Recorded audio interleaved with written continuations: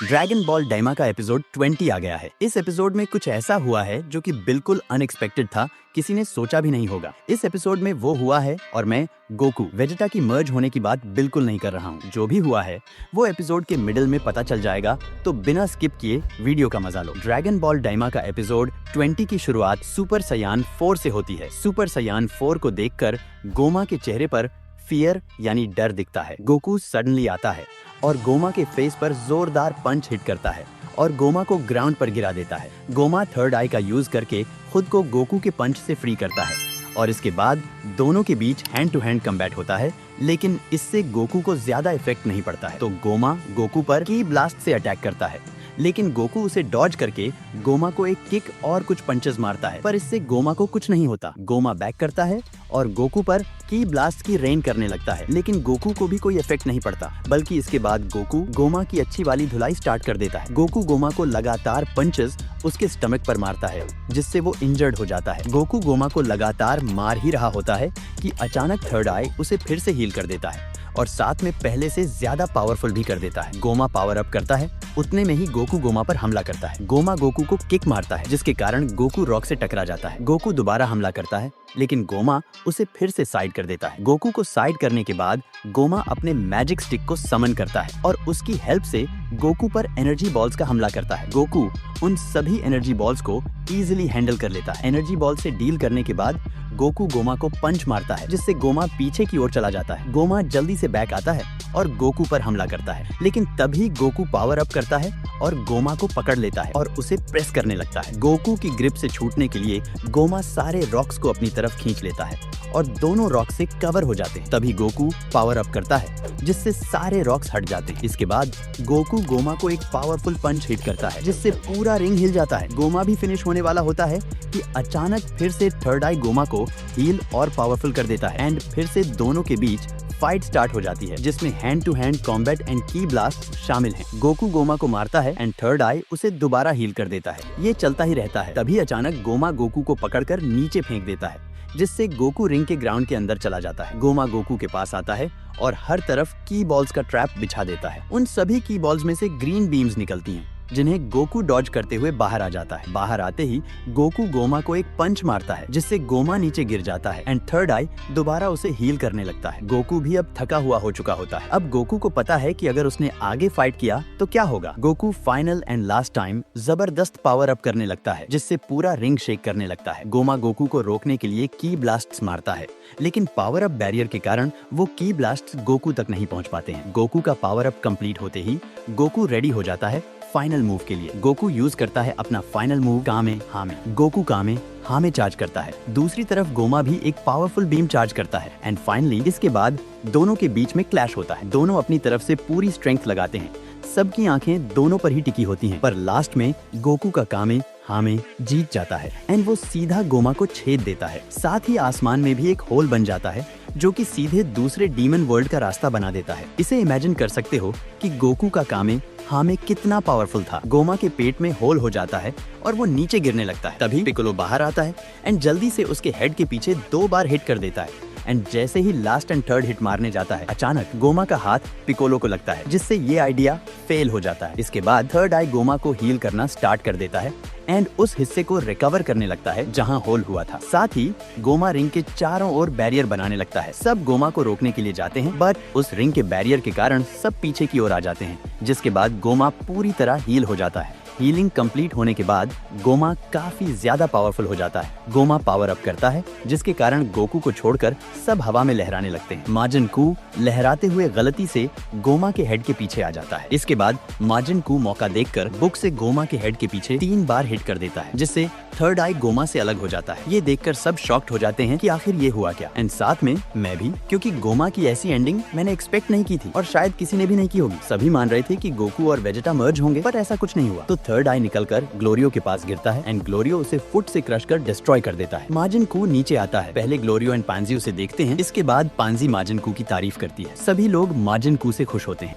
इसके बाद नजर जाती है गोकू पर। गोकू को देखकर भी सब बहुत खुश होते हैं, स्पेशली पैंजी जो कुछ ज्यादा ही एक्साइटेड होती है। एंड वेजेटा को उस विक्ट्री से कोई फर्क नहीं पड़ता है। आगे देखते हैं कि गोमा को बंदी बना लिया गया है। गोमा नेवा से कहता है, तुम्हारी हिम्मत कैसी हुई मुझे बंदी बनाने की? तुम जानते नहीं क्या मैं सुप्रीम डीमन किंग हूँ? तभी वहाँ पर मारवा भी आ जाती है। मारवा अपना मैजिकल जेल निकालती है जो कि एक छोटे बॉटल जैसा होता है। मारवा गोमा से कहती है, अब तुम 100 साल तक इस जेल में अपने कर्मों की माफी मांगते रहना। जहाँ पिक्कोलो उसे टॉन्ट मारते हुए कहता है, लेकिन इसने तो डेंडे को मारने की कोशिश नहीं की है। गोमा पिक्कोलो की बात सुनकर कहता है, तुमने सही कहा, मैं दिल से अच्छा आदमी हूँ। जिस पर पिक्कोलो कहता है, इसको 100 साल के लिए नहीं बल्कि 99 ईयर्स के लिए कैद करो। जिस पर गोमा ऐसा करने से मना करता है। इसके बाद अरिन्सु डेगेसु को भी गोमा के पास रिलीज कर देती है। अरिन्सु मारवा से कहती है, गोमा के साथ डेगेसु को भी एक ही जगह कैद कर दो ताकि गोमा को भी कोई साथ मिल जाए। इसके बाद मारवा अपने मैजिक से दोनों को बंद कर देती है। मारवा ने दोनों को जिस तरह से कैद किया, ऐसा लग रहा था कि टूर्नामेंट ऑफ पावर में मास्टर रोशी ने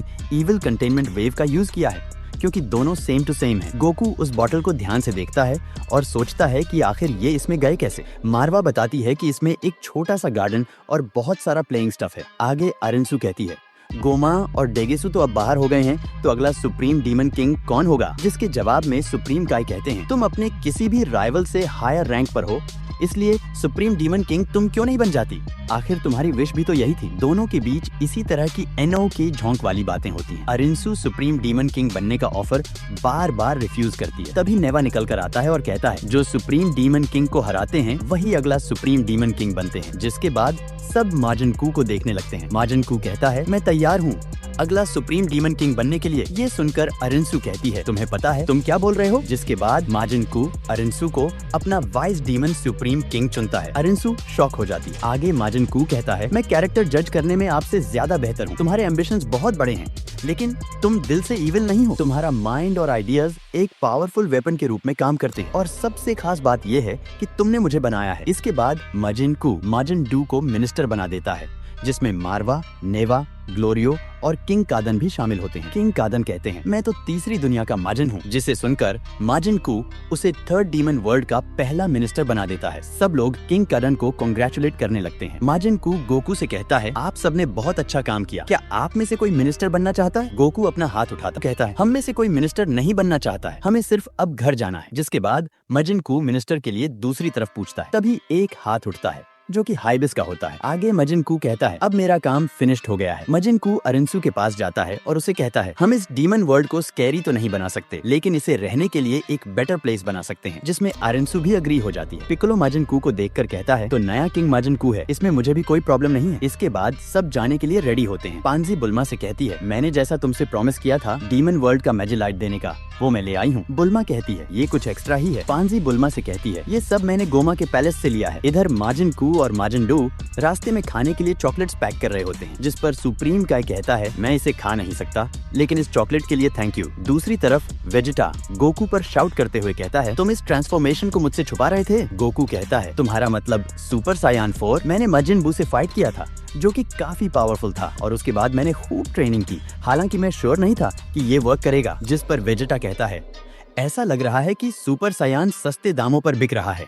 तभी गोकू कहता है, तुम भी तो सुपर सायान 3 में ट्रांसफॉर्म हो गए। जिस पर वेजिटा शाउट करते हुए कहता है, तुम चुप रहो, वो कोई ट्रांसफॉर्मेशन नहीं है बल्कि अल्ट्रा वेजिटा 1 है। जिस पर गोकू हंसते हुए कहता है, भला वो क्या है? नेवा डेंडे से डीमन वर्ल्ड में रुकने के लिए पूछता है, लेकिन डेंडे मना कर देता है और नेवा से कहता है, मुझे माफ करना, लेकिन अर्थ पर मुझे कुछ काम है, पर मैं अर्थ के नेमकियन से जरूर पूछूंगा यहाँ आने के लिए। इसके बाद सब प्लेन में बैठ जाते हैं एंड सब लोगों को बाय बोलकर चले जाते हैं। कुछ दूर जाते ही गोकू ग्लोरियो से कहता है, क्या तुम्हें रिमेम्बर है हमने मेडी बग्स कहाँ से बाय किया था? क्योंकि हमारे पास सेंजू बीन्स कम पड़ रहे हैं, इसलिए मैं सोच रहा हूँ रिवाइव बग्स परचेस कर लूं। ग्लोरियो उन सब को उस शॉप पर ले जाता है। शॉप का ओनर उन्हें देखकर शॉक हो जाता है। सभी बग्स देखते हैं। तभी बुल्मा एक बग को उठाकर देखती है, लेकिन वो जिंदा होता है, तो बुल्मा डर जाती है और उसे फेंक देती है। तभी ओनर कहती है, ये बग्स स्किन के लिए बहुत अच्छा है। जिसके बाद बुल्मा उन्हें पैक करके उठा लेती है। पैंजी भी इधर उधर देख रही होती है कि अचानक उसकी नजर एक ग्लास जार पर पड़ती है